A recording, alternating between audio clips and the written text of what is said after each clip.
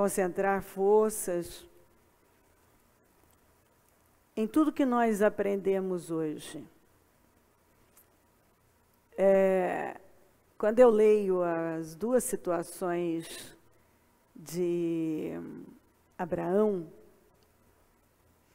que ele pediu para Sara mentir que ela era irmã, e na verdade era meia-irmã, e não contasse que era esposa, ele usa a expressão que é porque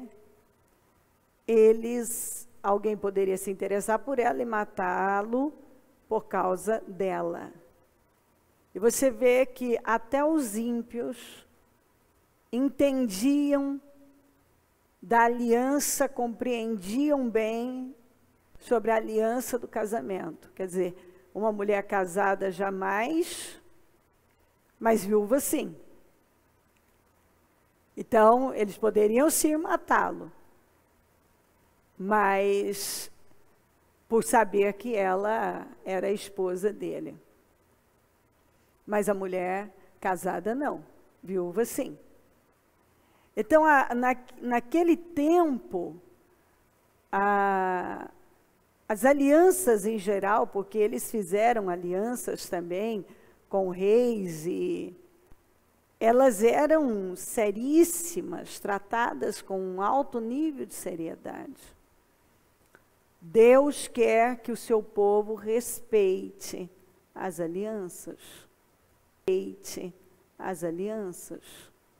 Muito importante que você se lembre que como a viúva foi até Eliseu e falou do problema dela, e o Eliseu falou: o que você tem em casa?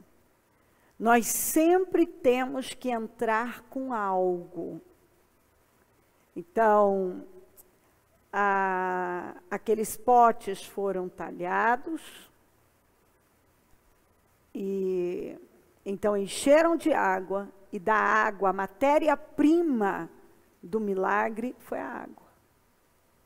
A matéria-prima foi a água. Foi transformada em vinho. E a água representa a palavra e a presença do Espírito Santo na nossa vida. Então, nós precisamos guardar isso. Pega a palavra que você recebeu hoje, medita nela. E antes de eu ir para a mensagem de encerramento, eu quero voltar a ler Cântico dos Cânticos 4:7. Você é toda linda, minha querida. Em você não há defeito algum, porque ele não focava os erros dela. Venha do Líbano comigo, minha noiva. Venha do Líbano comigo, desça do alto do Amana, do topo Senir, do alto do Hermon, das covas dos leões, das tocas dos leopardos, nas montanhas. Você fez disparar o meu coração, minha irmã. Minha noiva, fez disparar o meu coração com um simples olhar. Nós vemos aqui a delicadeza, a gentileza, o elogio. O elogio é muito importante, não apenas no casamento, na vida ele é. Não que você deva depender disso, não é isso, até eu mesma já falei muito sobre isso, não dependa disso. Mas a gentileza, uma palavra doce, às vezes um simples sorriso, ele diz: minha irmã, você fez disparar meu coração com um simples olhar. Uma forma de olhar, a forma que ela olhou para ele. Com uma simples joia dos seus colares. Ele viu o que ela estava usando, o que ela estava vestindo. Quer dizer, ele estava olhando para ela. Ela não era a geladeira.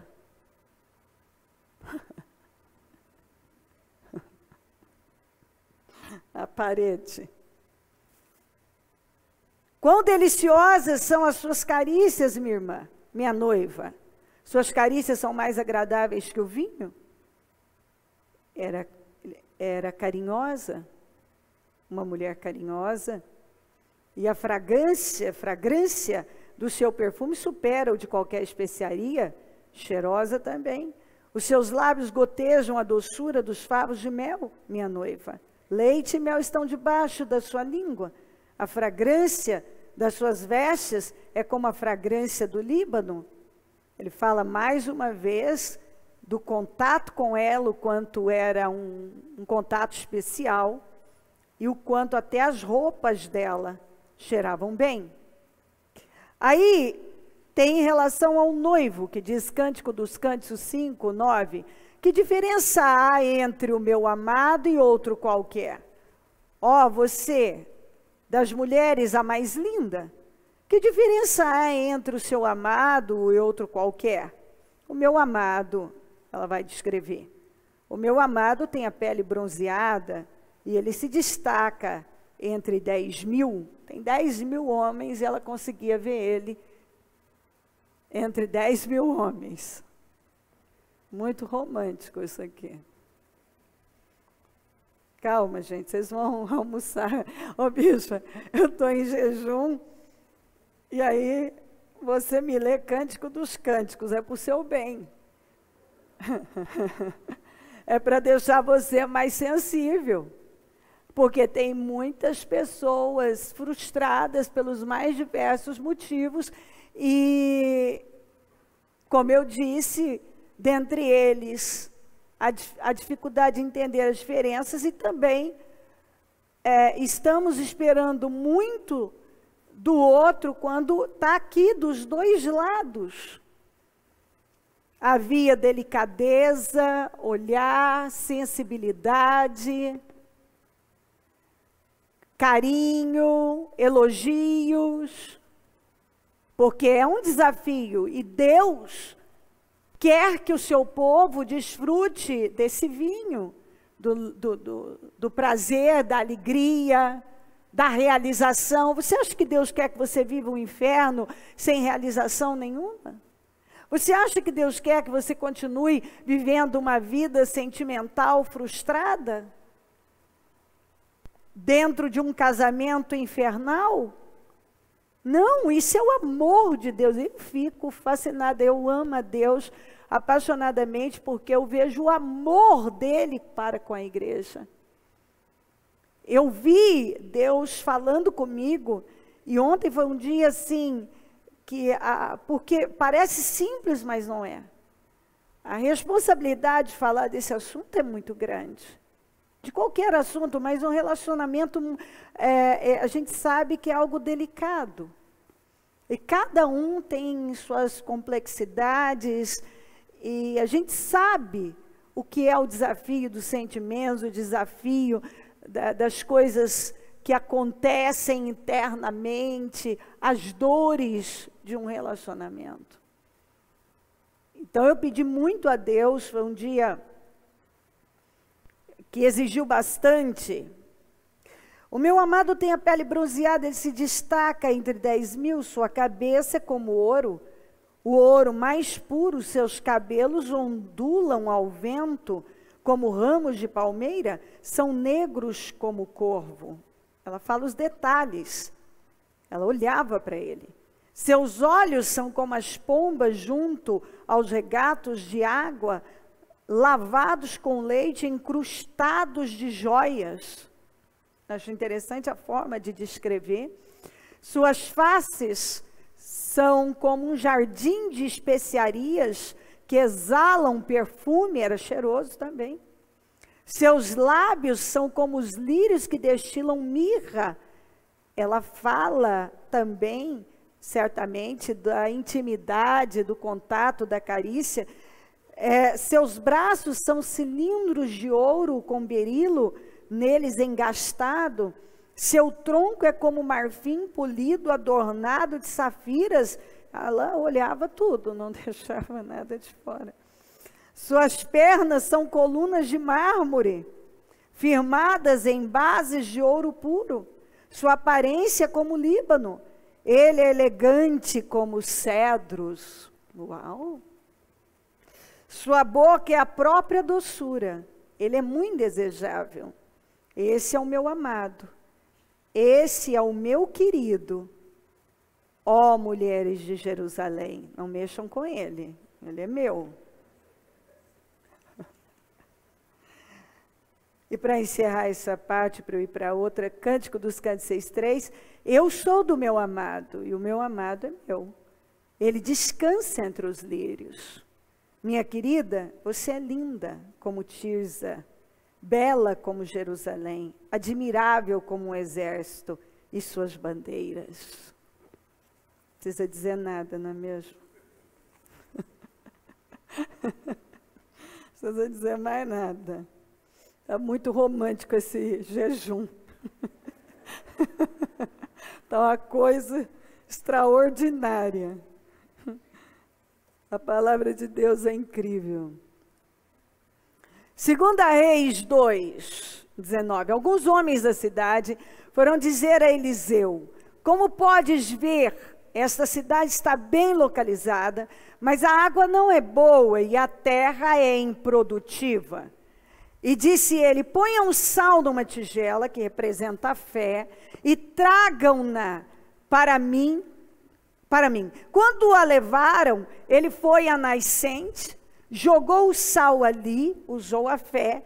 Assim diz o Senhor, ele usou a fé e declarou, ele profetizou. Assim diz o Senhor: purifiquei esta água, não causará mais mortes, nem deixará a terra improdutiva. E até hoje a água permanece pura, conforme a palavra de Eliseu.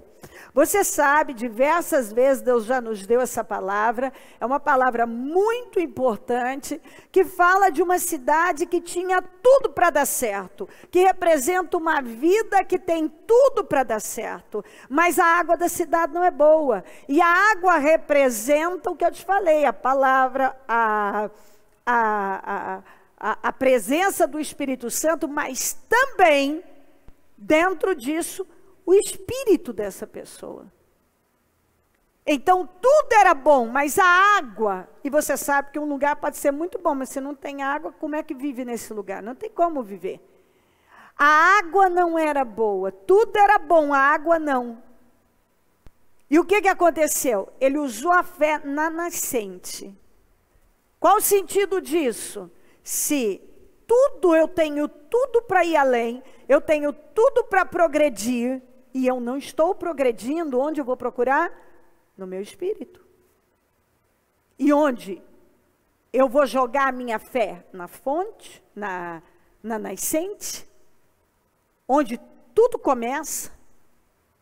Onde jorra, onde nasce e brota a água?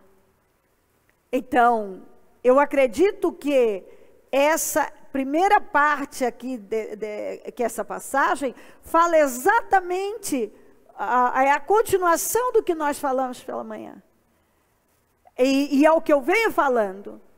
Quando muda esse espírito, muda esse olhar, porque às vezes nós queremos viver tantas coisas, mas não estamos dando condições a Deus. Então, qual é o meu problema? Deixa eu usar a minha fé nesse problema, que é o que nós vimos.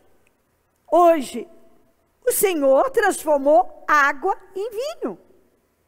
O Senhor pega qualquer situação dentre essas situações, um casamento que está assim, acabou. Acabou. E ele vem e ele transforma a situação. A água não era boa. Mas quando a fé foi usada naquele lugar, aquilo foi mudado. E a partir dali, a terra passou a produzir, ninguém morreu mais, ninguém mais ficou doente. As coisas caminharam diferente. Mas por quê? Porque a fé foi usada no lugar que estava o problema. Então, aí está o que Deus quer que você entenda definitivamente. Use a sua fé, faça pela fé, sorria pela fé, elogie pela fé, seja gentil pela fé. Tudo que você fizer, ainda que ainda não exista dentro de você, comece a fazer pela fé. Faça tudo pela fé. Porque à medida que nós vamos agindo a fé, à medida que nós vamos depositando a nossa fé numa situação que está perdida, está destruída, Deus vai mudando. Então tinha tudo para dar certo, mas não estava, porque a água não era boa. E é como eu vejo a vida de muita gente, tem tudo para dar certo, mas precisa mudar esse espírito. Precisa ir lá na raiz do problema e tratar isso. O casamento tem tudo para dar certo, mas nunca ninguém quer ceder, não se trabalha as necessidades desse relacionamento. Então, mais uma vez, tinha tudo para dar certo, mas a água não era boa. Ele foi lá e agiu a fé na nascente. Vá onde? Vá na nascente, usa a fé lá na nascente. Vá na raiz do problema. Gênesis 15, 10, 11. Abraão trouxe todos esses animais, cortou-os ao meio e colocou cada metade em frente à outra. As aves, porém, não cortou. Nisso, aves de rapina começaram a descer sobre os cadáveres, mas Abrão as enxotava. Também não é uma palavra nova, naturalmente, mas muito importante de alerta. Você tem feito o seu propósito, os seus jejuns, mas o que vai acontecer se já não estiver acontecendo? Aves de rapina vão começar, que representam o diabo, sobrevoar a sua vida para tentar roubar o seu sacrifício. O que significa isso? Uma distração. Uma situação de pressão, uma situação que vem para te distrair. Enxota isso da sua vida e não deixa tocar no seu sacrifício. Não jogue seu sacrifício fora. Não deixa o diabo roubar o seu sacrifício. Não se entrega, porque às vezes vem uma situação que leva a pessoa até a pensar que o caminho é ela até parar, ela desistir, ela desanima completamente. Não, faça como Abraão, enxota. Não deixa, Deus já está falando com você. Até porque nós aprendemos muitas coisas que são importantes e que nos dão condições de vivermos uma vida abençoada. Eu não tenho, como no caso da água ruim, eles não precisaram mudar do lugar. Você não precisa mudar. Você não precisa separar, você não precisa tomar decisões radicais. Usa a fé na nascente. Vai lá, qual é o problema disso aqui? Eu vou usar a minha fé, eu vou falar com Deus e Ele vai transformar isso aqui. Eu estou oferecendo o meu sacrifício a Deus. E o diabo quer o quê? Ele quer roubar. Ele quer mostrar que nada está acontecendo, ele quer te distrair. Ele cria situações mil, enxota esses demônios. Fala com autoridade, você não vai roubar o que é meu, você não vai roubar meu sacrifício, você não vai roubar minha família. Xoxo! Ele estava lá oferecendo a Deus o sacrifício dele. E as aves de rapina começaram a sobrevoar para tentar pegar o sacrifício, mas ele não deixou. Gênesis 15, 16. Na quarta geração, os seus descendentes voltarão para cá, porque a maldade dos amorreus ainda não atingiu a medida completa. Eu entendi o porquê que Deus me deu essa mensagem para falar, porque Ele volta a falar sobre longanimidade. Deus é longânimo, Deus é um Deus que dá tempo para nós colocarmos as coisas em ordem. E as pessoas têm mania de falar, e direto você pode ler algum artigo, alguma coisa, que Israel não tem direito à terra, que Israel não tem direito a isso e aquilo, coisa nenhuma. Até a quarta geração, ainda precisava, olha a longanimidade de Deus.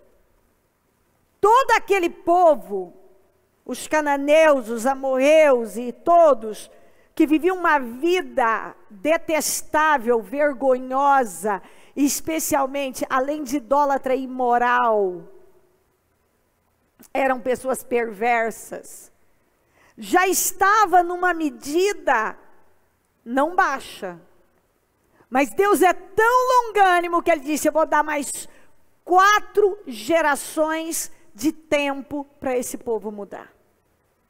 Você está ouvindo o que eu estou dizendo? Eu vou dar mais 4 gerações de tempo para esse povo mudar. Então Deus é longânimo. Deus investe na vida da pessoa, Ele dá tempo, Ele se esforça, Ele vai. Mas infelizmente eles não se arrependeram. E Deus usou Israel como juízo. Deus usou o próprio Israel para tratar com os amorreus. Como algumas vezes Deus usou alguns outros para tratar com Israel também. Mas Deus deu um tempo. 4 gerações é muita coisa, né, minha gente? Deus deu muito tempo. Então eu acredito que Deus está falando com alguém, que Ele vem dando tempo. Ele vem dando tempo para você. Mas Ele vem esticando esse tempo, para que você se coloque em temor, em reverência, tome uma decisão séria de realmente viver para Ele e como Ele determina na sua palavra. Ele vem esticando, Ele vem sendo longânimo. A medida, está aqui, a maldade dos amorreus ainda não atingiu a medida completa. Mas vai chegar uma hora que vai atingir, chegou a hora que atingiu. E é o que acontece com muita gente, chega a hora que atinge a medida completa. E aí acabou. Aí acabou, aí vem o juízo. Aí vem o tratamento. Mas eu vejo Deus mais uma vez, falando com alguém, dizendo: eu estou dando tempo a você. Chega. Coloca um basta nesse comportamento errado. Coloca um basta nesse seu estilo de vida errado. Trabalha a mudança interna, é fundamental uma mudança de caráter. Chega. Você pode viver um grande ano e terminar o seu ano assim, abençoado, abençoada por cabeça, mas também pode ser que esse tempo, essa longanimidade de Deus cesse. Porque talvez Ele já vem dando tempo, e deve ser alguém que tem consciência, é conhecedor, sabe o que tem que fazer, mas não está fazendo. Não está fazendo, faça. Porque Deus é longânimo, mas eu volto a repetir uma coisa que eu não sei se o senhor falou domingo passado. Não confunda a longanimidade de Deus com inércia, com passividade. Isso é amor, isso é misericórdia, isso é o tempo que Ele dá, por amor, Ele é misericordioso. Ele nos ajuda, Ele nos dá condições de chegar. Ele vai mandando a palavra, Ele vai orientando, mas se no final a pessoa não se entrega mesmo, então é a hora que então Ele trata. Mas Ele ainda está avisando: não muda. Para, eu não sei o que alguém está fazendo aí, se aqui, se nas outras igrejas, se são mais pessoas, 1, 2 mais, eu não sei. Eu sei que Deus está dizendo: chega, não retroceda. Eu quero guardar essa palavra. Muda, não retroceda. Trabalhe o que tem que trabalhar e não retroceda. 1 Reis 17. E ele foi, 10. Quando chegou à porta da cidade, encontrou uma viúva que estava colhendo gravetos. Ele a chamou e perguntou: pode me trazer um pouco d'água numa jarra para eu beber? Enquanto ela ia buscar água, ele gritou: por favor, traga também um pedaço de pão. Mas ela respondeu: juro pelo nome do Senhor, o teu Deus, que não tem nenhum pedaço de pão, só um punhado de farinha num jarro e um pouco de azeite numa botija. Estou colhendo os 2 gravetos para levar para casa e preparar uma refeição para mim e para o meu filho, para que a comamos e morramos. Elias, porém, lhe disse: não tenha medo. Então, pega isso aqui. Vá para casa e faça o que eu disse. que eu disse, mas primeiro faça um pequeno bolo com o que você tem e traga para mim, e depois faça algo para você e para o seu filho, pois assim diz o Senhor, o seu Deus, o Deus de Israel, a farinha na panela não se acabará, e o azeite na botija não se secará, até o dia em que o Senhor fizer chover sobre a terra. Ela fez conforme Elias lhe dissera, e aconteceu que a comida durou muito tempo para Elias e para a mulher e sua família, pois a farinha na panela não se acabou e o azeite na botija não se secou, conforme a palavra do Senhor proferida por Elias. Aqui a direção dessa palavra é: faça primeiro para Deus. Não precisa ter medo. Isso tem a ver com oferta. Você vai definir algo muito importante na sua vida, você vai definir algo grande na sua vida, não precisa temer. Faça primeiro para Deus. Talvez Deus já te impulsionou, eu acredito que Deus impulsionou alguém a dar um passo de fé mesmo, a pessoa está confiando nisso. Talvez está segurando esse dinheiro, está confiando nisso, está com medo. E o Senhor está dizendo: não, eu tenho algo grande para você, mas primeiro é isso, você dá a terra te devolve. Primeiro ela teve que fazer para o homem que representava o Senhor. Primeiro ela teve que fazer para Elias. E Elias representa a Deus, representa o reino de Deus, representa a obra de Deus, representa tudo relacionado a Deus. Ela estava pronta para morrer, ela não sabia o que ia fazer da vida. Mas aquele passo de fé, mais uma vez fé, aquele passo de fé, fez com que uma reviravolta maravilhosa acontecesse na vida dela. Ninguém morreu, ninguém passou fome, ninguém foi privado de nada, a comida se estendeu até que veio chuva e a situação mudou definitivamente. Até então acabou, foi ela, o Elias, a família toda comeu, se fartou, viveu, como se não tivesse seca, como se não tivesse seca. E ela estava pronta para fazer aquele bolinho, com aquele pouquinho de azeite e farinha e morrer. Ela estava entregue à morte. E ele vem e lançou o Espírito sobre ela, um espírito de fé. Não tenha medo. Vá lá e faça primeiro para mim. E depois você faça para o seu filho. Ela podia ter questionado e dito: mas eu não tenho nem direito para mim, para o meu filho, como é que eu vou fazer para você? Se eu fizer para você, não vai sobrar para mim e para o filho? Não, ela creu.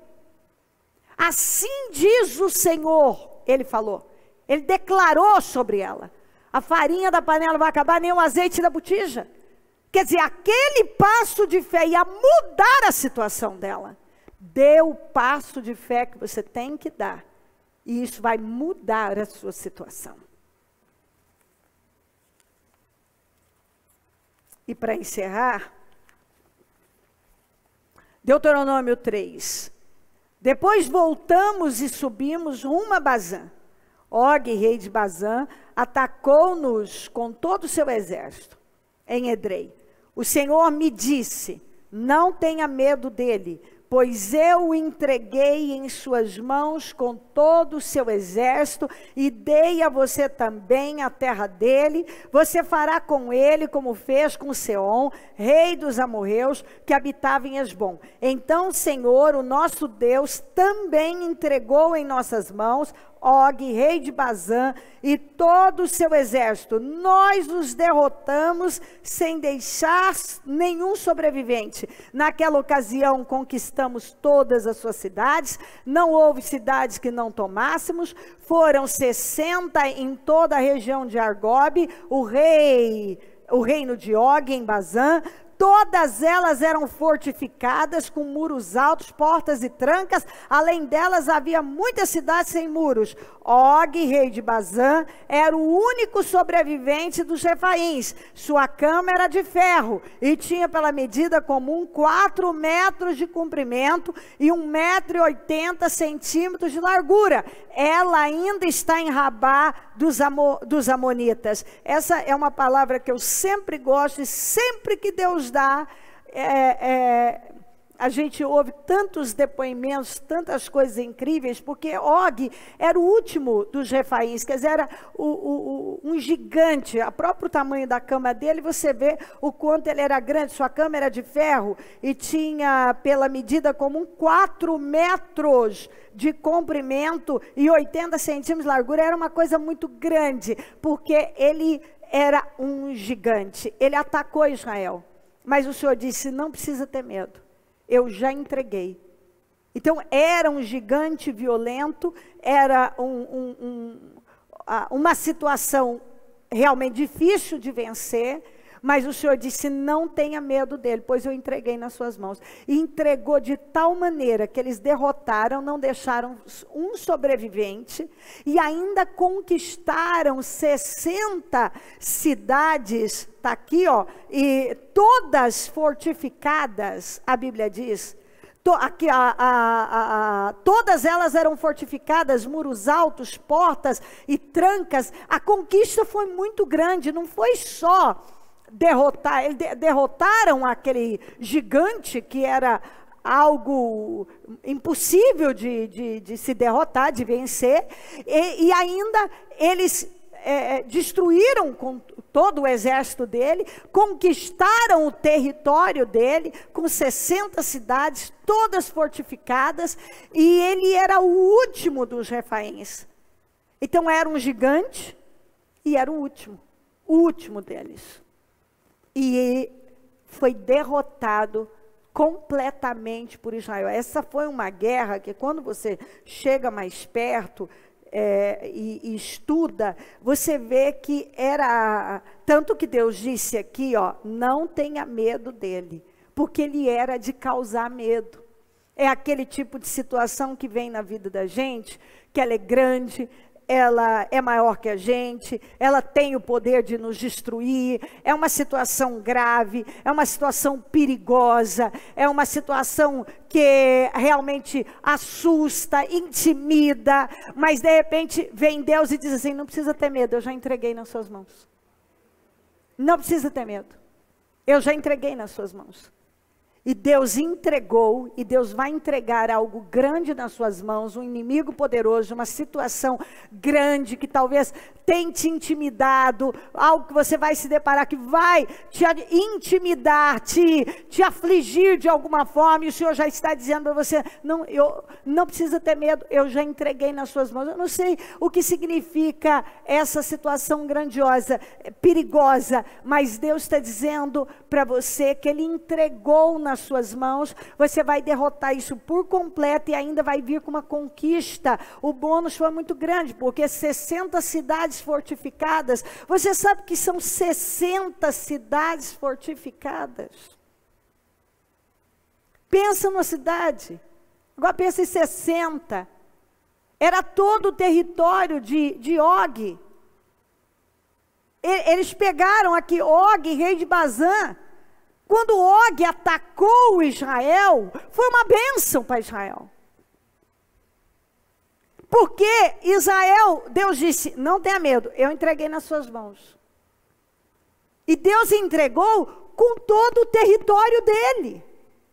E o que estava nas mãos de Og, ó, guarda isso, o que estava nas mãos de Og era muito grande. Então isso mostra que é uma vitória que você vai ter sobre algo muito grande, mas com uma conquista maior ainda. O desafio é grande, mas a conquista, o resultado final é imenso. Sabe quando vem algo contra você e você vence aquilo, e ainda o que estava nas mãos daquela pessoa, tudo está nas mãos de Og, foi para as mãos de Israel. Eu não sei, eu já vi isso Deus fazer. Uma vez eu lembro de um testemunho de um senhor, que ele era representante, e não sei, ele estava sendo oprimido por um chefe, eu não lembro bem os detalhes, mas basicamente é isso. E aí esse chefe caiu, entrou um outro, e uma quantidade imensa de cidades e de clientes importantes foram transferidos para ele. Então, assim, não só a perseguição cessou, mas veio para as mãos dele uma conquista imensa. O território dele foi ampliado, ele recebeu 60 cidades. Foi muito grande. Então eu acredito que é o que Deus está dizendo, não só você vai vencer, talvez você tenha aí um problema que é esse gigante, mas é o último. Você vai derrotar esse último gigante da sua vida, você vai derrotar esse problema que parece grande, e o território que está nas mãos de Og, Deus vai trazer para as suas mãos. Amém? Então, pegue o seu propósito, vamos colocar, levantar e apresentar a Deus, com toda a força e confiança, com uma fé viva. Sabe, mostra para Deus mais uma vez, ó Senhor, eu confio e eu vou fazer como eu recebi. Você recebeu direções de Deus, então agora pega para a sua vida, registra no seu coração e coloca em prática. Confie em Deus, confie em Deus, confie em Deus, confie em Deus. Não deixa nada te abater, te desanimar, baixar a cabeça, confie em Deus. Passa do teu sangue sobre cada pessoa que aqui está, mais uma vez, Senhor, e vai abençoando a vida de cada um. Mais uma vez eu apresento cada sonho, cada desejo, eu apresento os projetos, eu apresento cada situação que essa pessoa está vivendo, e eu peço vitória em cada uma delas. Vai dando vitória ao seu povo. Eu peço vitória, vitória financeira, vitória na área profissional, vitória na área financeira, Senhor, profissional, econômica.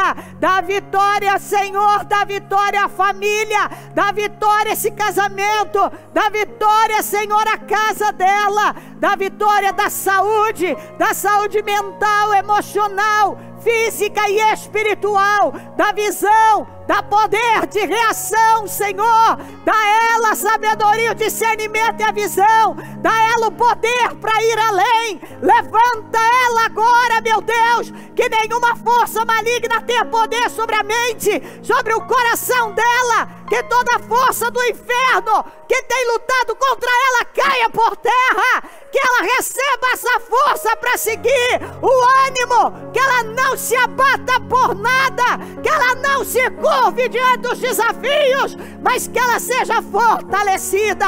Fortaleça a igreja, fortaleça o nosso povo. Eu peço, fortaleça esse povo, Deus. Deus, eu oro, eu te peço, fortaleça a igreja. Senhor, cura as feridas da igreja.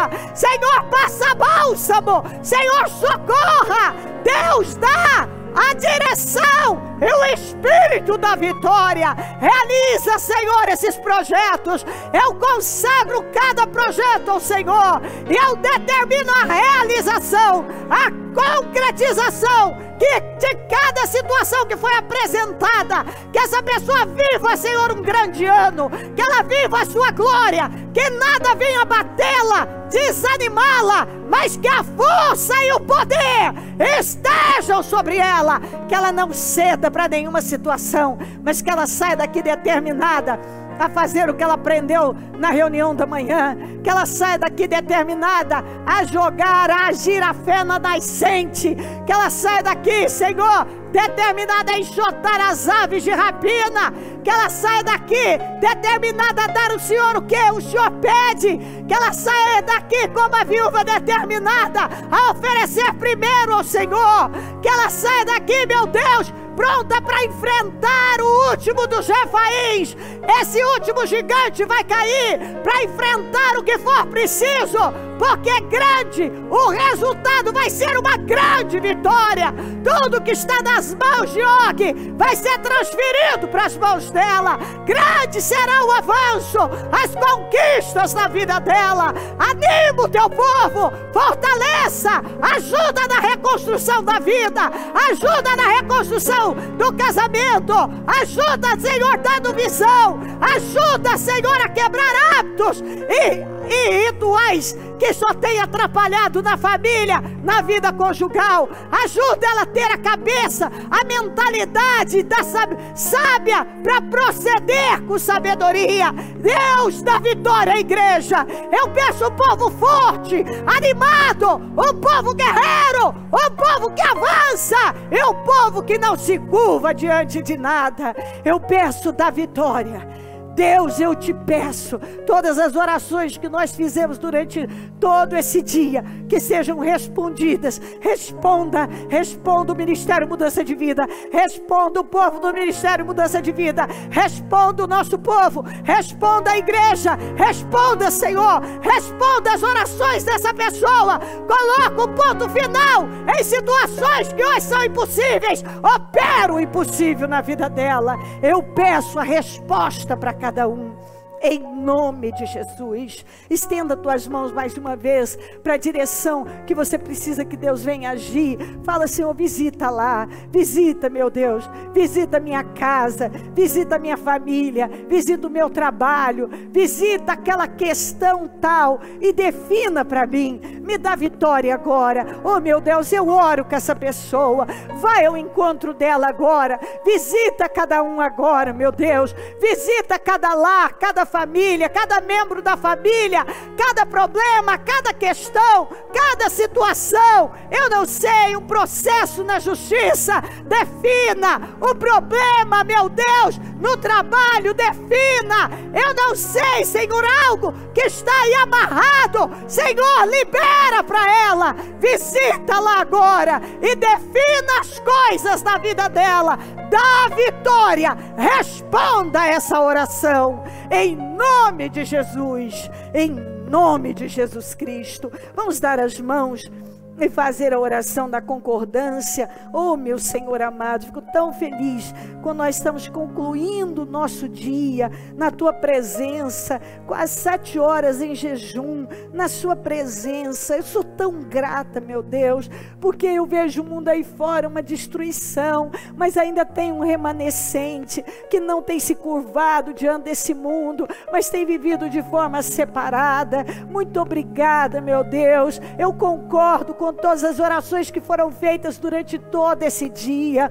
Eu concordo. Eu ligo aqui na terra, Senhor, eu ligo aqui na terra todos esses projetos materializados, essas orações respondidas, para que sejam ligadas no céu, para que tudo seja ligado no céu. E eu desligo as situações contrárias, tudo que tem sido uma pedra de tropeço na vida dessa pessoa, eu desligo aqui na terra para que seja desligado no céu. Eu determino a vitória de cada pessoa, definições e milagres, fortalecimento, poder de reação, avanço, em nome de Jesus Cristo, em nome de Jesus. Amém, amém, amém.